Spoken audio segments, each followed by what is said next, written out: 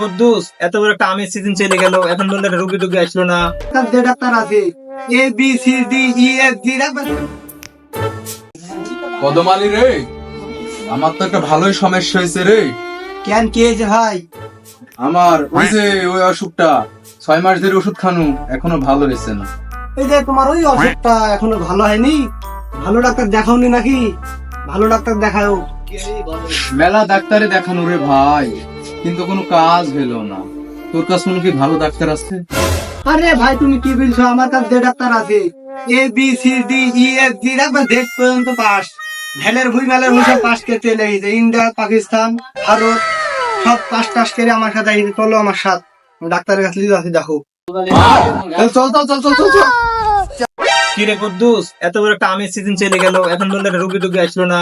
তোরও সংসার আছে, আমারও বউ বাচ্চা আছে, দেখে রোগী মুখে একটা দেখ।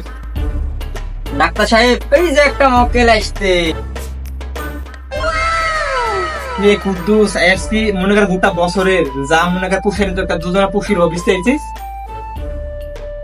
আসেন ভাই, বসেন ভাই, বসেন বসেন বসেন ভাই, বসেন বসেন ভাই, বসেন বসেন ভাই। কি সমস্যা ভাই আপনার, খুলি বলেন আমার। ডাক্তার বাবু, আমার ওই সমস্যা।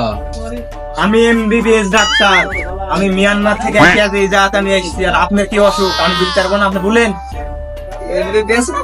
ঢেলের ডাক্তারই